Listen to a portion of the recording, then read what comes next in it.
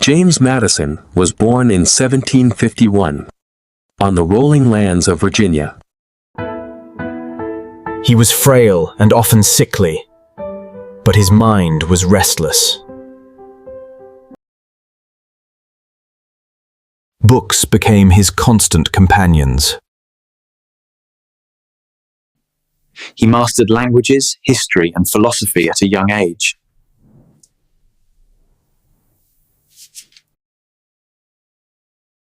At Princeton, Madison absorbed Enlightenment ideas that would shape a nation. He studied politics, religion, and law with fierce intensity. Here, he began to practice the art of reasoned debate.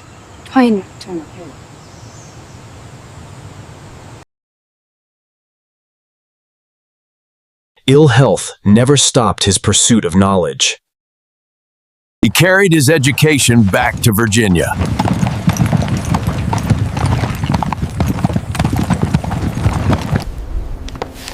And he began to write about liberty and government.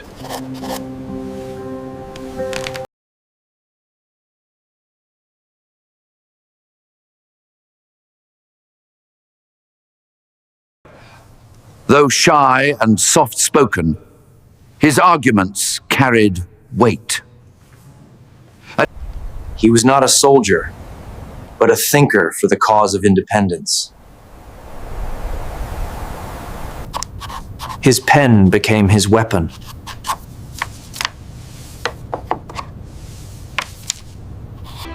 And in Jefferson, he found a lifelong ally.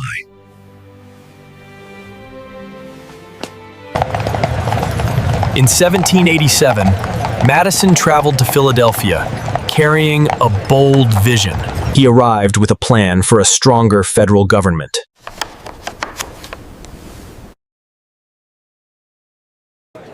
Day after day, he recorded the debates that would shape America's future. The convention was filled with conflict, compromise, and fragile unity. Washington listened, giving Madison's arguments weight. From his mind came the balance of powers.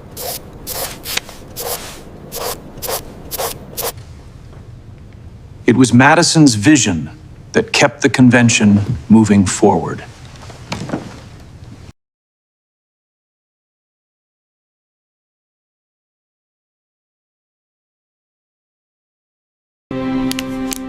Together, they launched the Federalist Papers.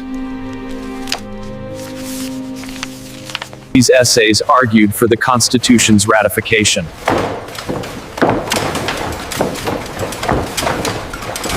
The words spread like wildfire, shaping public opinion.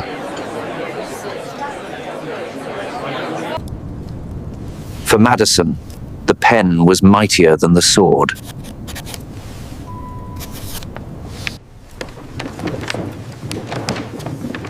Back in Virginia, ratification was fiercely contested. Patrick Henry denounced the plan, but Madison countered with reason. At last, Virginia joined, and the Constitution became the law of the land. With Jefferson's presidency, Madison became Secretary of State. He helped negotiate one of the greatest land deals in history, the Louisiana Purchase. The purchase doubled America's size, a milestone of diplomacy. But trouble loomed at sea. Britain's interference threatened U.S. sovereignty.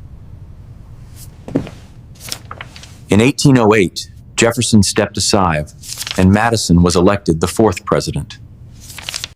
At just 5'4", the smallest man ever to serve, he carried the weight of a young nation. He struggled with economic sanctions that divided the country. Britain's dominance at sea left America humiliated and restless. Followed.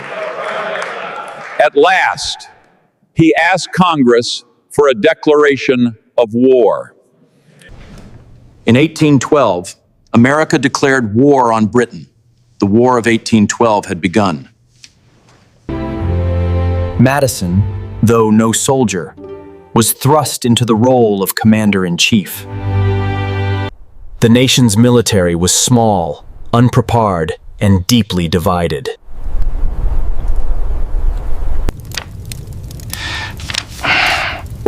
Early defeats tested his leadership and patience. Through it all, Dolley Madison's grace kept morale alive. The war spread across land and sea, defining Madison's presidency. American forces launched invasions into Canada, but victory proved elusive. His leadership was questioned as defeats piled up. In 1814, the British struck back with force.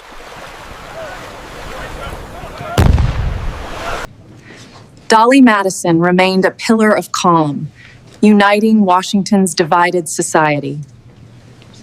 The unthinkable happened. The British marched on the capital.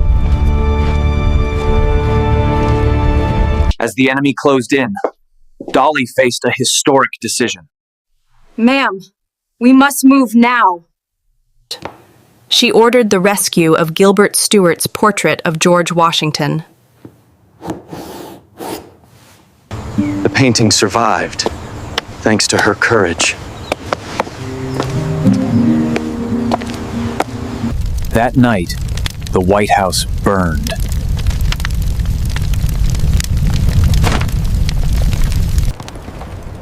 The president himself was forced to abandon Washington. The symbols of the young republic lay in ashes. Yet the First Lady's spirit never wavered.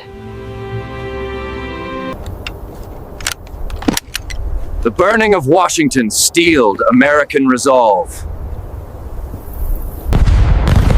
From the flames rose defiance.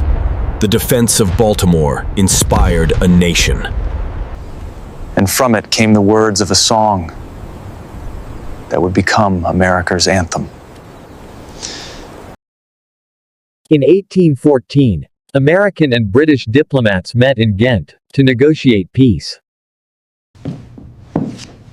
The Treaty of Ghent ended the war without winners, but with American honor intact.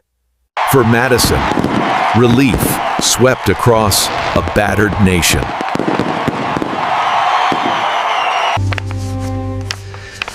His presidency had survived its darkest hour. The young republic endured and stood stronger. Dolley restored not just walls, but faith in the capital.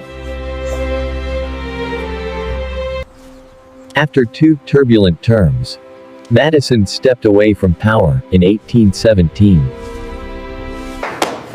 He passed the torch to James Monroe, his fellow Virginian.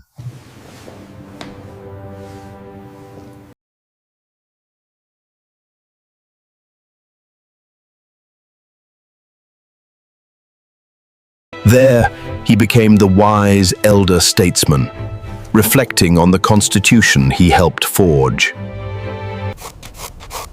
Even in old age, he defended liberty with his pen. Dolley remained his partner, beloved by the nation.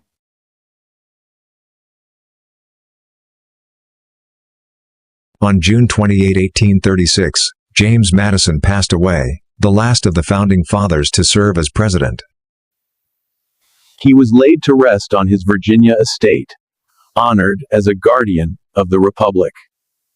James Madison's legacy lives on, in the Constitution, in the freedoms he defended, and in the enduring spirit of America. If you liked this, don't forget to like, share, and subscribe so we can keep bringing you more great stories.